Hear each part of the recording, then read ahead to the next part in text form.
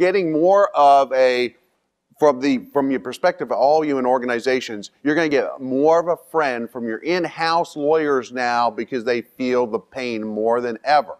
It's the outside counsel that traditionally just say, doesn't cost me anything on this phone call to say, save it, because I don't have to save it, I don't have to deal with it, and I'm not going to take a risk, so thanks very much, and they hang up.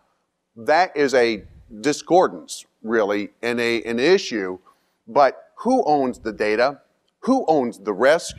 The organization does. Your lawyers provide advice, and some lawyers provide good advice, some provide bad advice. Do you know that? It's a marketplace. Like the people who graduate from law school don't have this magic elixir, they're not all right.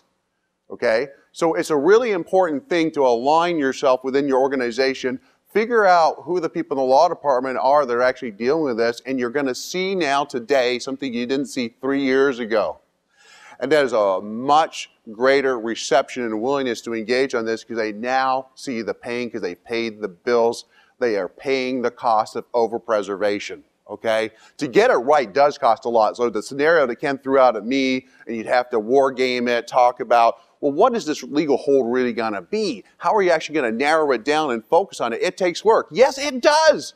But that work today can save so much tomorrow.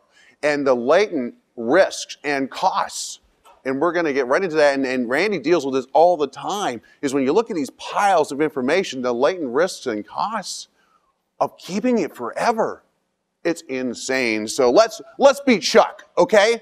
We don't have any guns. I'm not for guns. You know, by the way, I said that with kids. I have 4 boys that grew up, and I have 6 boys now with a blended marriage. 6 boys. I always thought when the kids were young, you know what?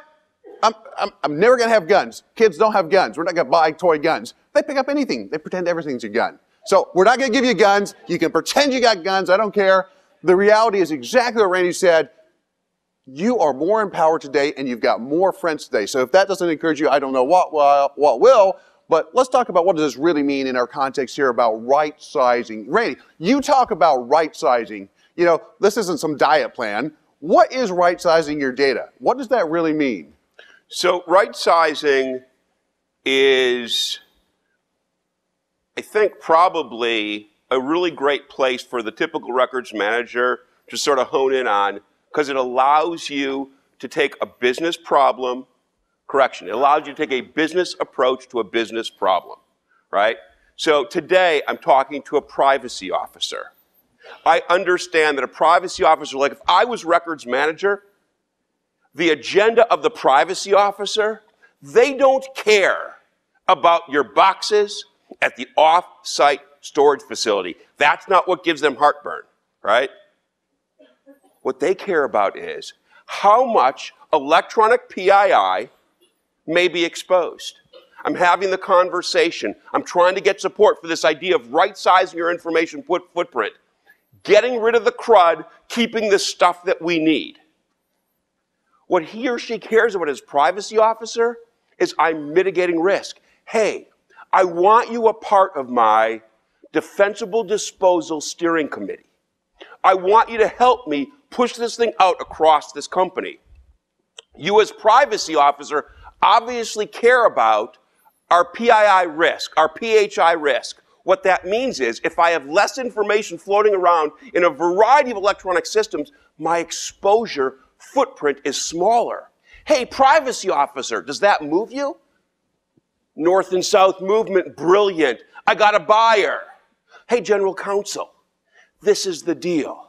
Our program, our information governance program is doing a company-wide defensible disposal project. I need your support. It's essential for making this thing work. Brilliant.